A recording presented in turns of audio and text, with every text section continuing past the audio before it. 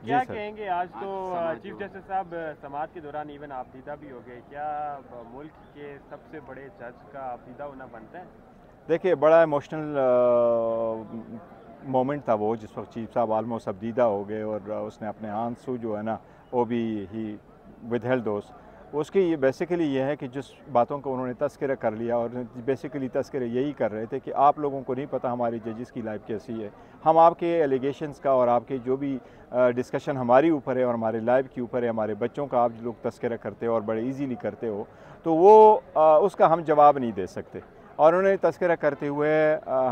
इकबाल हमीदुर्रहमान साहब का जिक्र किया कि जब इकबाल हमीदुर्रहमान साहब के ख़िलाफ़ इस तरह के एलिगेशन लोगों ने बनाए, तो वो उस वक्त के दौर में उसने कहा था कि मैंने कोशिश की इकबाल हमीदुर्रहमान साहब को कि उसको रिजिग्नेशन से रोकूँ। तो इकबाल हमीदुर्रहमान साहब के जो वालिद साहब थे, former chief justice of Pakistan Hamoodur Rahman साहब, जिसने डाका फॉल ऑफ डाका के कमीशन के वो सरबराह भी थे, उसने कहा कि उन्होंने मुझे कहा कि मैं अपने वालिद को क्या मुँह दिखाऊँगा। तो देखो ना, ये तो इमोशनल वाली बात है। तो इसलिए उसने कहा था कि आप थोड़ा सा इजी लिया करें, आपकी पॉलिटिकल सिचुएशंस होगी, पर हम भी जजेस हैं, हमने आइन का हलफ उठाया हुआ है और हम सही फैसले करेंगे। जजेस के लिए तो कहा जाता है वो इन जज्बात से पाक होते हैं, और स्पेशली जब इस तरह की अहम नौयत की समाअत हो रही हो तब वो जज्बात बीच में ले आए, तो उसकी क्रेडिबिलिटी क्या रहेगी? बिल्कुल बिल्कुल, वो जज्बात से पाक है और बिल्कुल जज्बात नहीं लेके आते, लेकिन उन्होंने पर्सनल जिक्र किया और जजेस का जिक्र किया, और बिल्कुल केस और केस के जो प्लीडिंग्स है उससे और जो लीगल इश्यूज इन्वॉल्व है उससे कतई नज़र हट करके बात की है, इसलिए वो जज्बाती हो गए। अदरवाइज केस पे वो कंटिन्यू करते रहे और बगैर जज्बात के वो सुन रहे हैं। आज क्या समाअत हुई है, और ये बताइए कि जो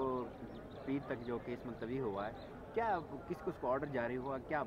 एक्चुअली आज जो पहले मॉर्निंग में तो समाअत नहीं हो सकी, एक जज साहब ने अपने आप को रिक्यूज़ कर लिया। उसकी रिक्यूज़ल की रीज़न यही है कि चूँकि ऑर्डर आया और मैं स्टैंड करता हूँ अपने पहले वाले ऑर्डर पे, और दूसरे जज साहब ने जो रिक्यूज़ करा अमीनुद्दीन खान साहब ने, उसकी लाइट में मैं भी रिक्यूज़ करता हूँ। अब 3 मेंबर बेंच गए, अब स्ट्रेट फॉरवर्ड हो गए, किसी और ने तो रिक्यूज़ करना नहीं है, लिहाजा आज द कंक्लूजन में कोर्ट ने तो 2 ऑर्डर तो कर लिए। एक ऑर्डर ये कर लिया कि नहीं, फुल कोर्ट तो नहीं बनना, यही बेंच है और ये बेंच प्रोसीड करेगा। जिसने भी अपने लीगल सबमिशंस करनी है तो वो लीगल सबमिशंस करने। अटॉर्नी जनरल की रिक्वेस्ट उन्होंने डिक्लाइन की और उनको कहा कि आपने 4 टाइम्स रिक्वेस्ट कर ली, इनफ इज़ इनफ। हम रूल्स के मुताबिक जो हमने जजमेंट दी है, जो 2022 में काजी फ़ईसा साहब ने 100 मोटो लिया था, उसके बाद सुप्रीम कोर्ट ने लार्जर बेंच कंस्टिट्यूट किया था, उस जजमेंट में सुप्रीम कोर्ट ने ये होल्ड कर दिया था कि ये चीफ जस्टिस की सवाबदीद है और किन किन मौक़ों पर फुल कोर्ट लार्जर बेंच बनेंगे। वो कहते हैं हम डिसीजन दे चुके, वो 5 मेंबर बेंच का हमारे ऊपर अप्लीकेबल है, लिहाजा हम फुल कोर्ट नहीं बनाते। अब दूसरा ऑर्डर जो कर लिया, उन्होंने मंडे वाले दिन 11:30 को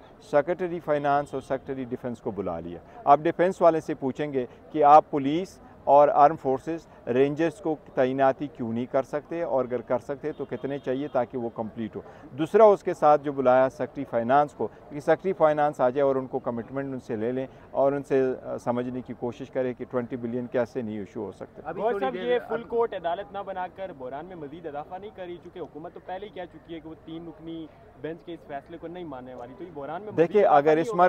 मरतबा अगर आप लोगों के कहने पे और एक पार्टी के कहने पे ये कहें कि जी मेरे लिए फुल कोर्ट बनाओ, तो जो भी डिसीजन आएंगे,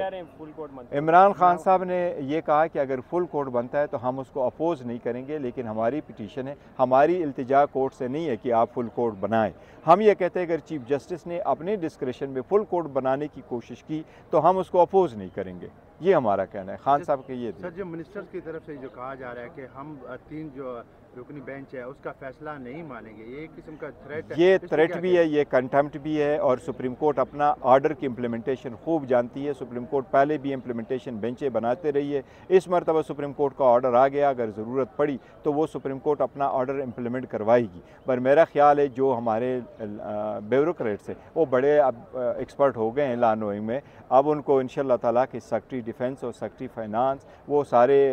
जो रिक्विजिट सपोर्ट है इलेक्शन कमीशन को, वो इवन अदरवाइज भी उनकी अंडर कॉन्स्टिट्यूशन जो है, कॉन्स्टिट्यूशन आर्टिकल 220, वो भी उनकी ऑब्लिगेशन है कि इलेक्शन कमीशन की हेल्प करे। मुझे उम्मीद है इंशाअल्लाह ताला सुप्रीम कोर्ट अपना ऑर्डर इंप्लीमेंट करवाएगी। सुप्रीम कोर्ट में चीफ जस्टिस के जो इमोशनल होकर जो रिमार्क्स थे, उसके बाद आपको लगता है कि 90 रोज में इलेक्शन करवाने के लिए तमाम जज साहिबान अपने इख्तलाफात खत्म करके वो साथ बैठकर कोई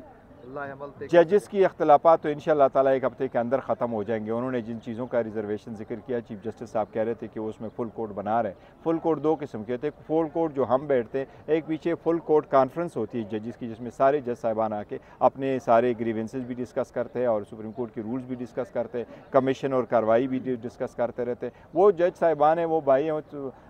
15 जजेस है, वो बैठ जाएंगे, वो अपने डिफरेंसेस ख़त्म कर देंगे। एटलीस्ट इतने तक वो रिजॉल्व कर देंगे कि आइंदा इनकी जो भी डिस्प्यूट होंगे वो पब्लिक में नहीं आएंगे। पिछली दफ़ा